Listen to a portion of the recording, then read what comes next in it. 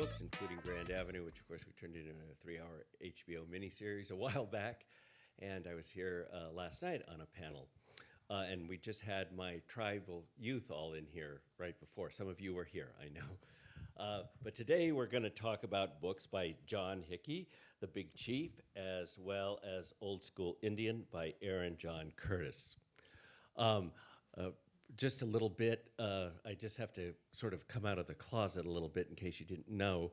I am a chairman of a tribe that has a very large casino that supports this whole Bay Area book festival. Yeah, I was very nervous about this, yes. And I'm serving my 17th consecutive term. So, but it's interesting, the stuff to talk about. So much. So what I'd like to do is have each of the authors, if it's okay with you guys, talk for a little bit about, introduce your book, and we will then have some questions, or I will ask some questions, and then we'll take questions from the audience. So I'll have each of you talk about your book a little bit, so that I don't have to do it right away to summarize it, and then if you want, and I would like to read a short passage that folks would like. We have about a half hour to do all of this before there's questions. So if that all makes sense, are both of you agreeable? I mean, I have been a chairman for 17 terms, but I am not Saddam Sarris. We're a democracy, so anyway, but. All right, so who would like to go first? John, Aaron? Do you want to do alphabetical, or do you want? Oh, you're nodding to me like I should go first. Alphabetical by first name or last name. Wait. That's a good. That's Actually, wait, no, it still works that way.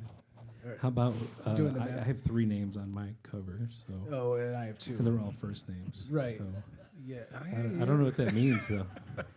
3 Like- first names, Aaron. That makes me a serial killer, really. But I think that means you go first. okay, great. Stay Sego. out of that one. Sego. Yung Yots, Aaron John Curtis.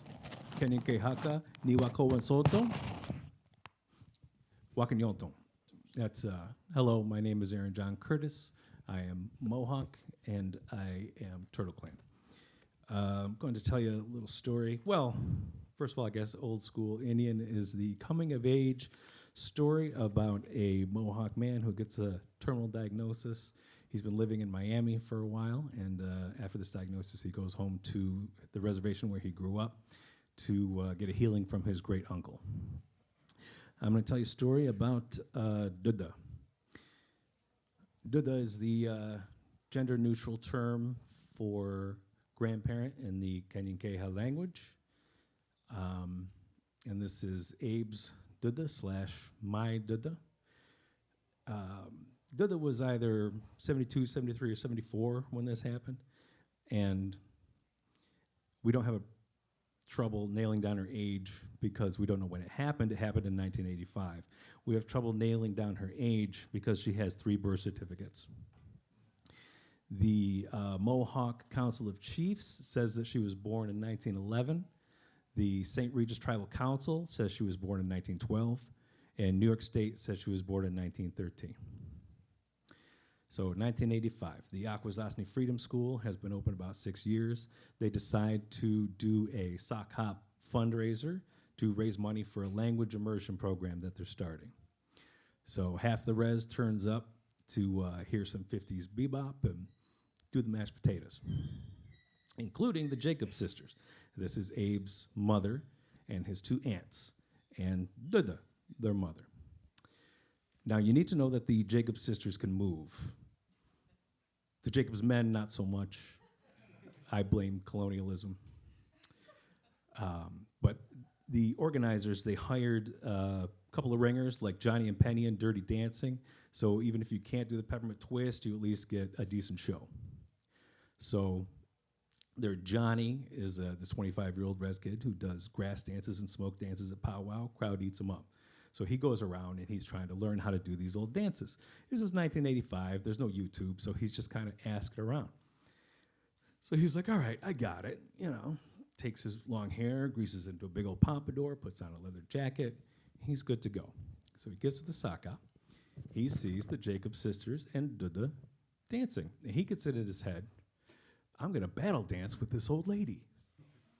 I think he thinks it's going to be an endearing image. Who knows? But what he doesn't know is that Duda taught the Jacob sisters how to do those old dances when they were brand new. He also doesn't know how fit she still is under her big old 1985 Paisley Duda dress, right? So they're trading dances back and forth, and Duda dances rings around this poor kid.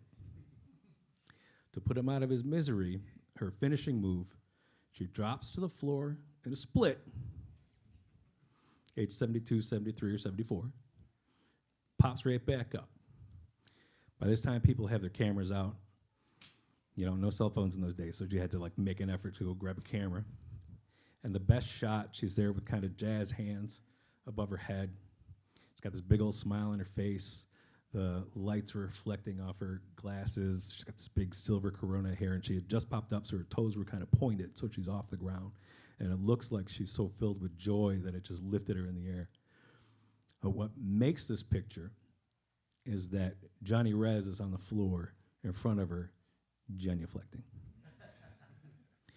Now, in the novel version of that, everybody in the Jacobs family has a copy of that picture. Guys have it in their wallets, women have it in their purse. It's on mantles. In reality, there was one copy of that picture, and it was buried with Duda, unfortunately. I went looking for it, and there were other pictures from the sock hop, but not that specific one. But I thought I would honor it by telling it in this book. That's my reading. Hi, I'm Jon Hickey. This is my novel, Big Chief. It is, on its face, the story of an election campaign on a fictitious indigenous reservation up in northern Wisconsin. I am going to read, I'm going to do the first couple pages here. Aaron, you are a natural storyteller. You are that character that I know from, back home, who's able to do what you just did. I think that goes to Crystal Trey back there. He is the native orator that you show up, that's what you think of. I'm a native author. We're native authors. Yeah. I thank you. That's a huge compliment, but. Yeah, I always admire people who are able to do that. So because I don't feel like I am. I'm just going to read from the book. What we need to know is that the narrator's name is Mitch. Mitch is about 30 years old. He's an outsider. He hasn't lived on the reservation, the Passage Rouge reservation, since he was a kid. But he has come back and he has helped his childhood friend Mac win the tribal presidency. So they are the ones in charge, and he's kind of the right-hand man, behind-the-scenes guy. But I thought I'd read the first few pages here. 1. The season's first shiver comes on Thanksgiving morning, 5 days before the election.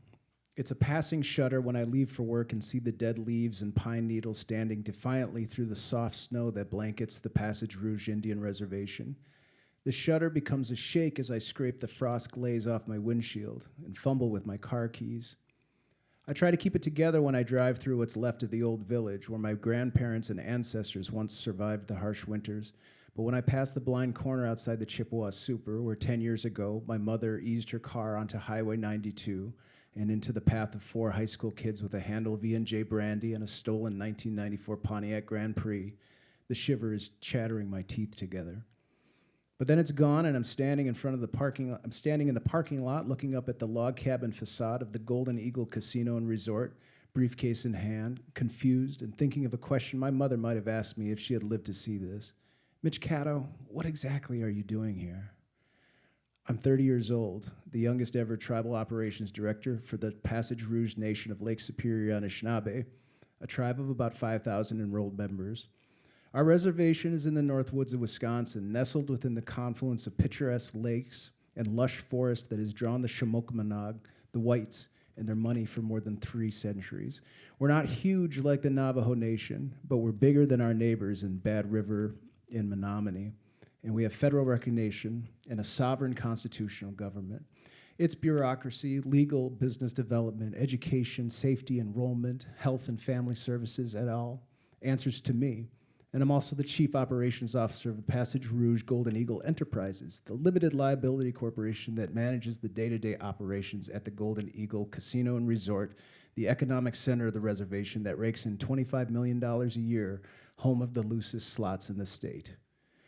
I'm the suit and tie, the short haircut, the white passing face of Passage Rouge when we have business with the Shamokamonog. On the top floor of the Golden Eagle, though, inside the Migizi suite, presides the man I put up there just 2 years ago, Mac Beck, tribal president. While I take meetings with the state reps looking for outfield chatter for whatever Indian country bills they're moving through the legislature, or knuckle down with the governor's office to discuss the compacts regulating our gaming operations, Mac Beck is the name at the top of the ticket, the earth-sign face smiling from the billboards and campaign signs staked along the highway. He represented us in the intertribal delegation to D.C., where he grip and grinned with the president in the East Room of the White House, while I stayed in Passage Rouge for budget meetings, steering and development committees, and the granular minutia that Mac Beck can't be bothered with. He's ceremonial in all sense of the word. He is the look, I'm the substance. Does the unequal workload make me bitter? Not in the least. I'm a pragmatist. I'm too much of an outsider, a suburban Indian, to pull enough Passage Rouge votes to get anywhere near the council. Mac doesn't have that problem. He looks the part and says the right words. Neither of us got here alone, and together we wield power not normally afforded to kids like us. But what good is that power if you can't keep it? That's the other part of my job. Over the last 3 months, I've handed over the bulk of my duties to the ancient order of aunties who run the tribal government, so I can figure out how to get Mac reelected to another 2-year term. In less than a week, the people of Passage Rouge will come down to the William R. Paulson Tribal Government Center on Peace Pipe Road to cast ballots for tribal president and council. Our election is too small for anything resembling scientific polling, but if you take the angry, misspelled all-caps posts on Facebook and the picketers loitering outside the government center as indicators of how our campaign is going, you might come to the reasonable conclusion that the president's re-election prospects are in trouble, or in the words of our great orator-in-chief, straight up fucked. I think that's it. All right. All right.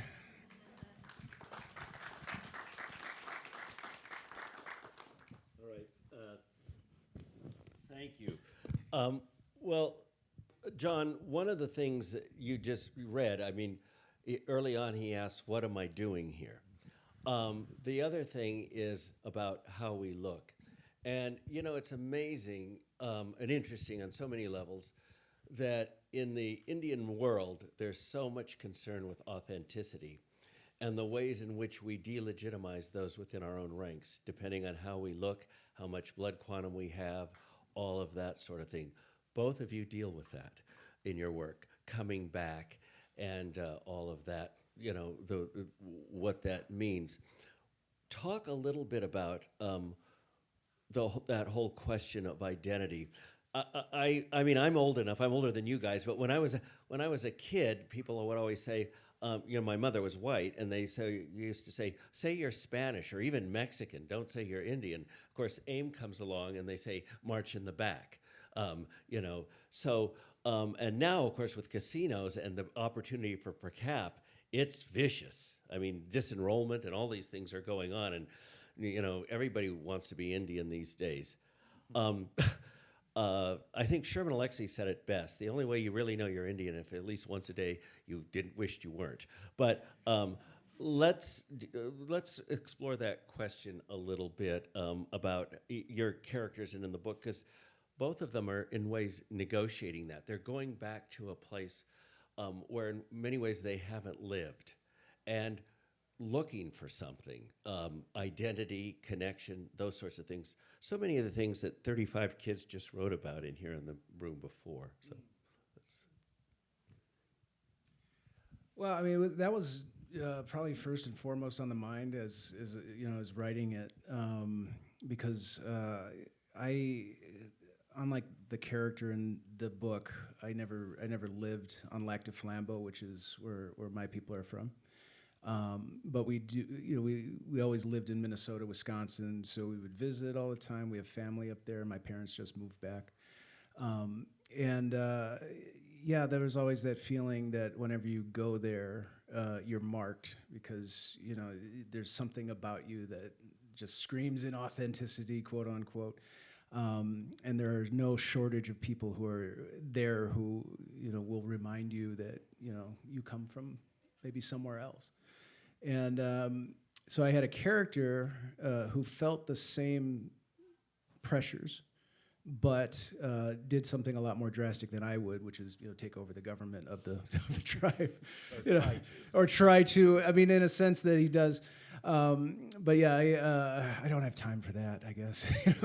But he is negotiating that, what I came to understand was a spiritual void, or, this spiritual sense of, just not having that direction and feeling completely out of place, not just on the reservation, but in the world proper. And yeah, I wanted to see what somebody else would would do with that, with those pressures.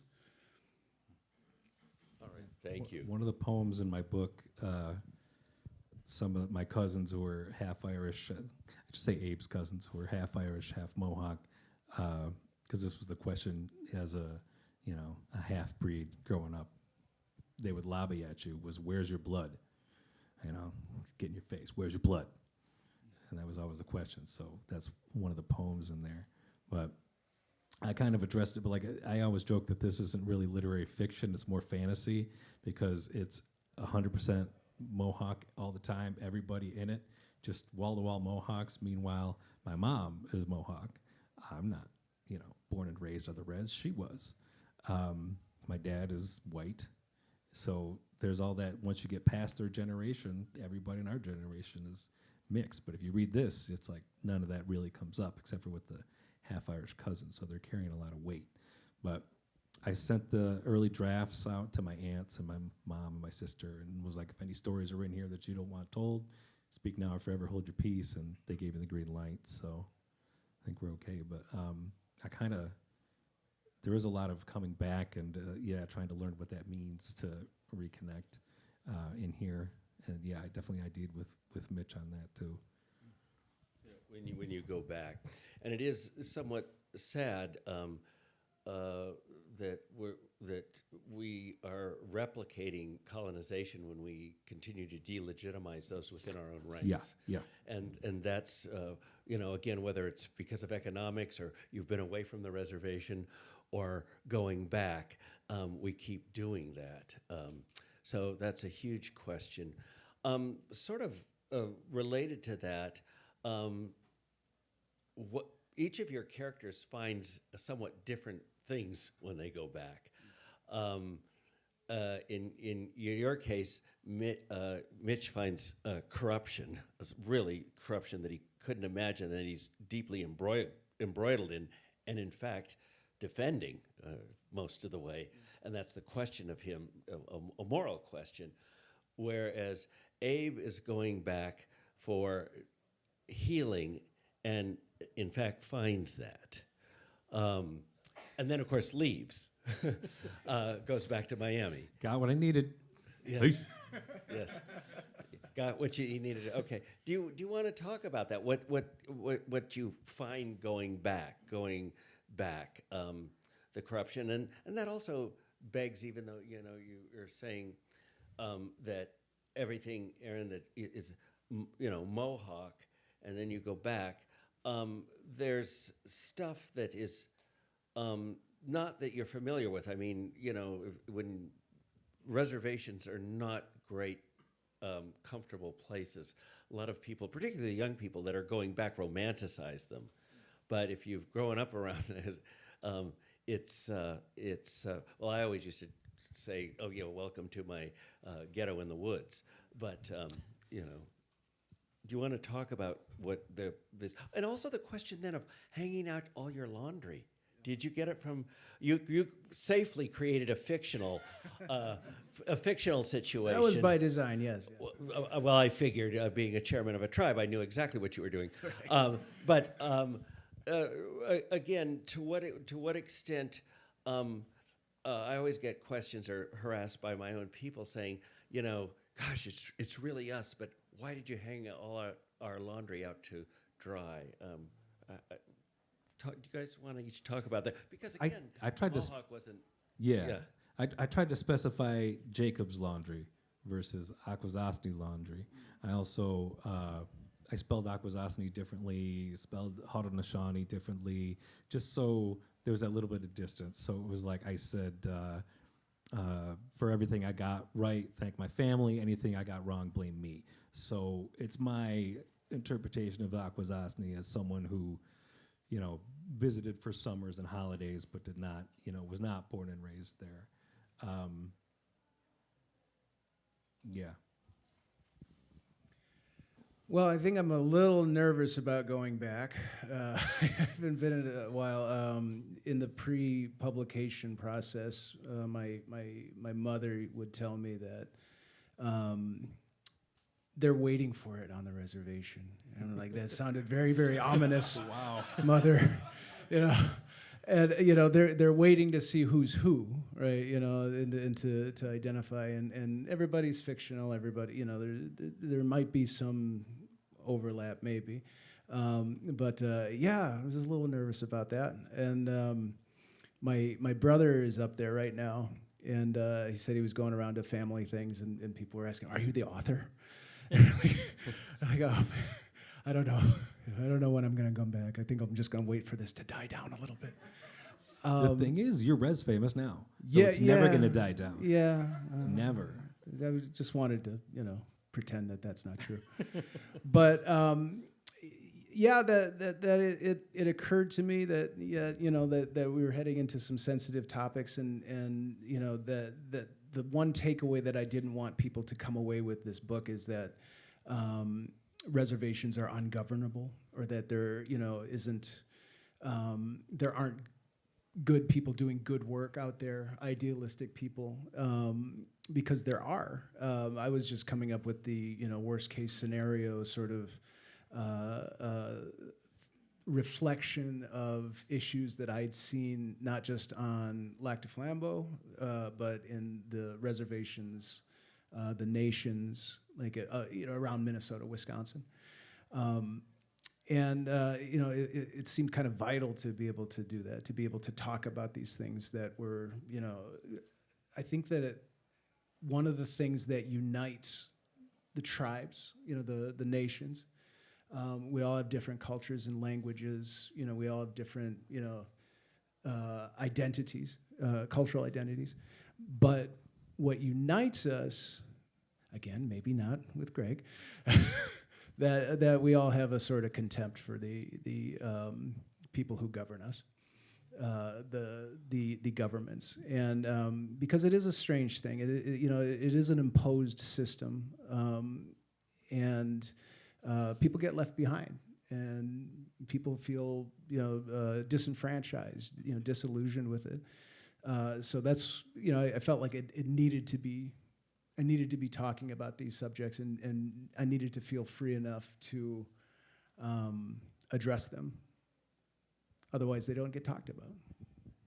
Yeah, that's the thing. Res famous, you write a book, and of course everybody in your family's going to sue you. Of course, they haven't read it, but they heard they hear that you're writing about them.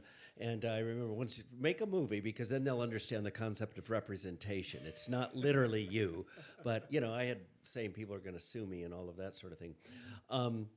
The interesting another theme that both of your work kind of goes with a lot of contemporary novels that are being published are about young men 30, 43, I believe is the age, going back and wanting to find what they didn't have.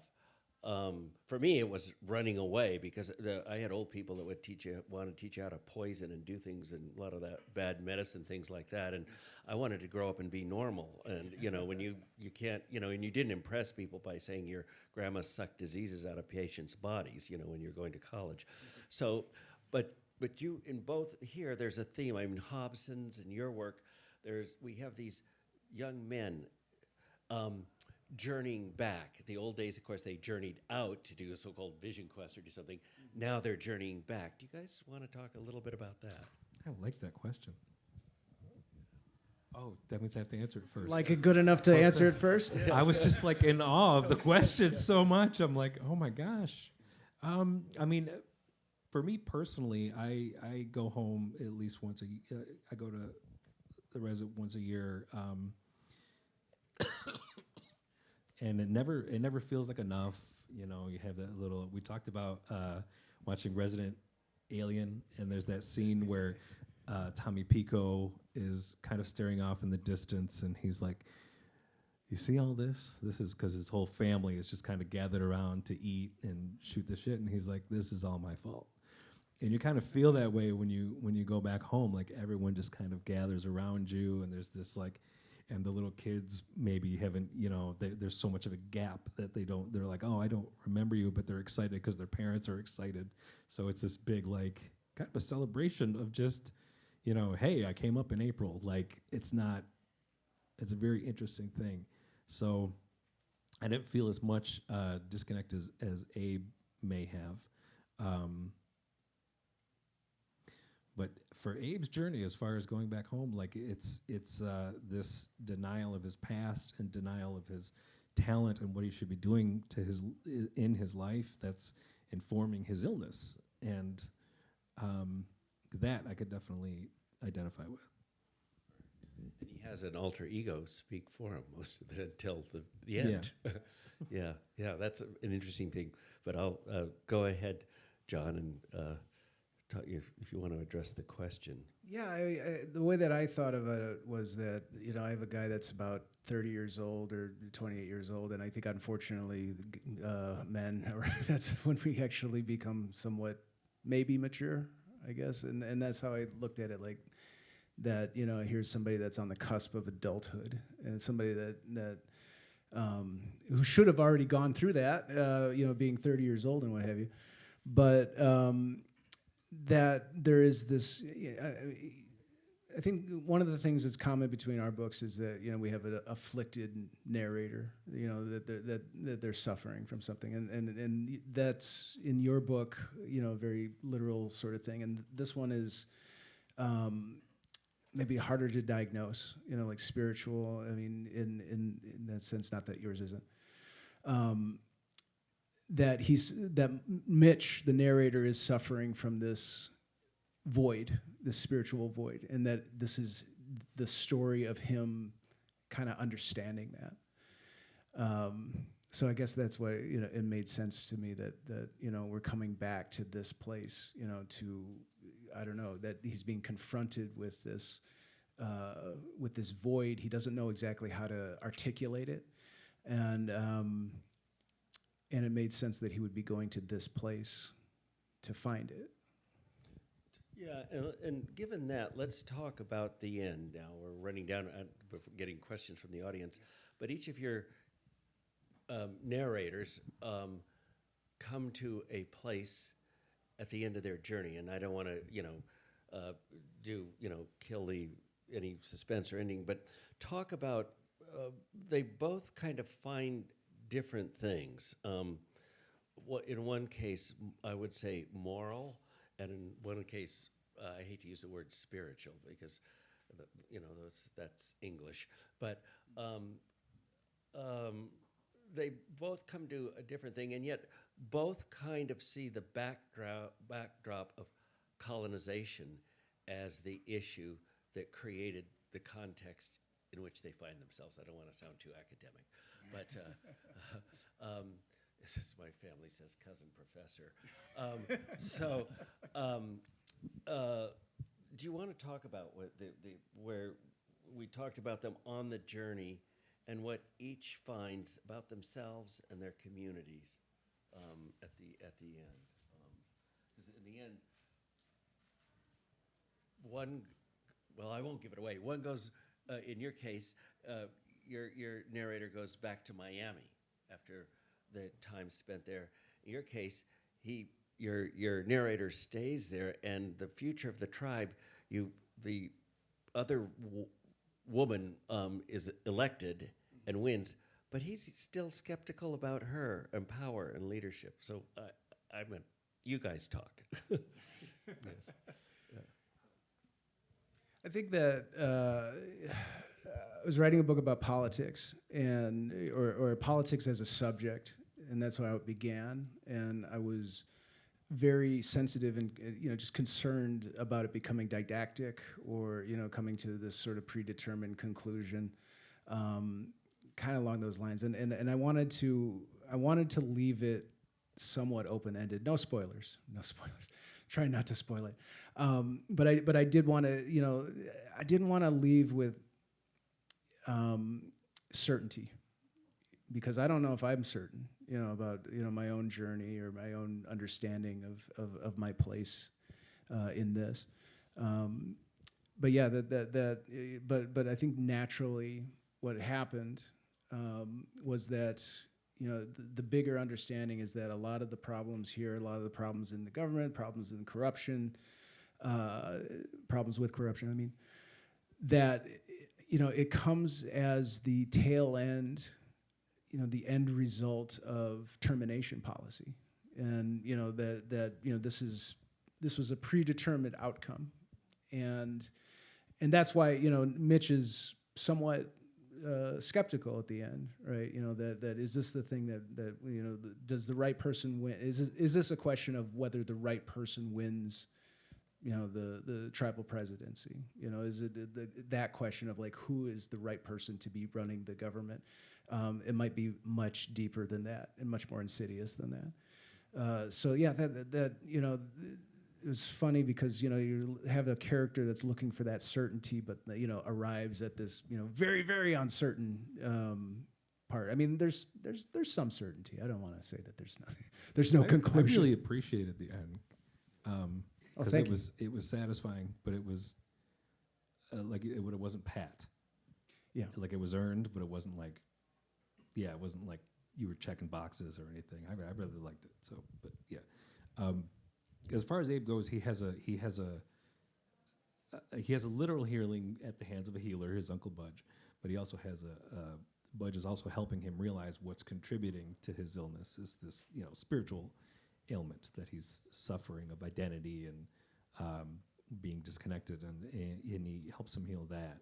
So I think it's kind of coming to the realization that of that spiritual illness, and addressing that is where he ends up. I think that's what's wonderful about both novels is that you don't dissolve the questions. You leave us questioning, thinking about what you've presented. And the other thing I want to say that I really enjoyed about both of them is the characters are complicated. None of them are all good, all bad. They're all wrestling. They're complicated human beings. Again, we're getting past, the either the wagon burner or the noble savage. Finally, complicated human beings. And so, thank you both. I think with that, we'll go to questions. I'm getting. You can't see, but I'm getting all kinds of signs. You can see probably over there. Yes. Shut up, Greg. We'll take questions now. All right. I have a mic or here. Answers, if anybody's got answers. I can come to you. We are videotaping, so we are asking that people talk into the mic. But if anybody has questions, raise your hand. Be not afraid.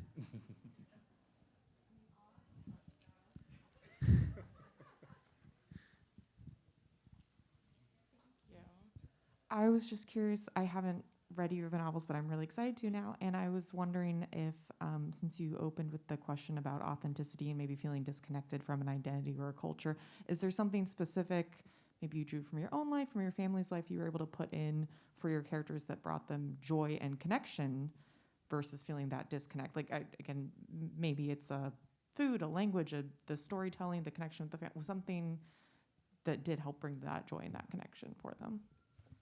Well, mine was based on my life, and I started in 2015 before autofiction became a dirty word in the publishing world, but it is kind of based on my life and my family's stories.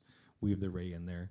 And I've had now, my aunts call me up and it starts off very, oh my God, it's so great, I love it, da, da, da, da, da. But then they always end up crying, and I end up crying because it's like, not because there's sadness in it, but just because they're like, oh, your book reminded me of this thing that I had forgotten about. It touched off all these different memories, and that's meant a lot to me. So there's a lot of different, and the Did a Dance.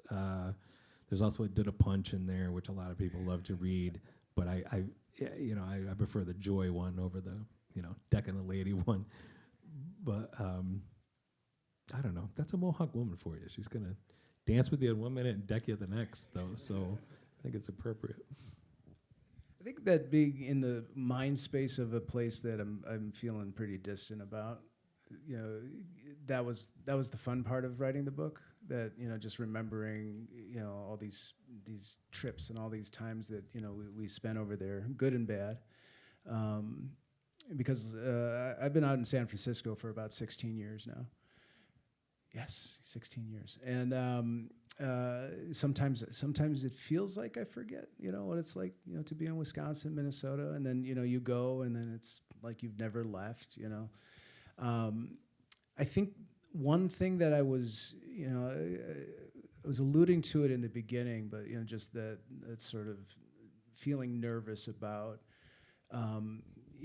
getting stuff about tribal governance right. That I think the nightmare was that people who'd been on tribal councils would show up at my readings, and have Might things even to be say. interviewing Not you. They Not have you. things to No. say. Not Greg, and and it has happened. And it's happened where people have come to me in the signing line, and they give me their business card, and they're like, yeah, I was on council for I'm like, oh boy, here it comes. But what's been really encouraging in kind of a weird way is that people have been saying like, yeah, this is really close to what it was like, and I'm like, I hope that's not true, but that it's been kind of a joy to know that there are people out there that were waiting for this story to come out, and have shown appreciation that that it is out there. So that's been giving me the joy. Well, John, let me tell you. Oh, boy. There's a question here. No, actually, it's good. I want to give your book to all my enemies in the tribe to hope that they will appreciate what they have. So that's what. Nice. I'll take that. That one works. That one's great. Yeah. There was a question. Thank you right for that here. question.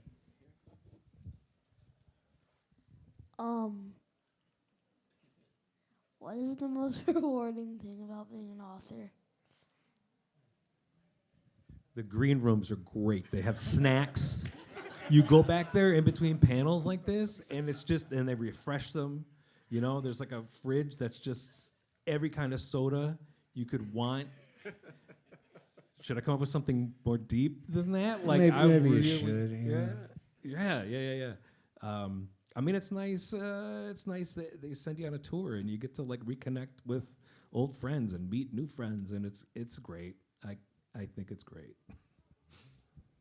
That is a good part. And then just being able to spend time with this is the non-touring part. When you're actually doing the writing part, it's like you get to spend time with books. And that was the primary goal after school, after college, was spend as much time inside of books as possible. Fiction, nonfiction, and then be able to participate it and to be able to meet authors that I know that I've admired. Yeah. I've been a bookseller for 24 years, and the fact that I can talk shop with other people who have written books, I'm like, this is my life now. Like, I can't believe it. So for me, this is the most fun right here because I don't have to be home at my desk looking at a blank page writing. So this is the best part of being an author, right? We have time for one more question. Great question.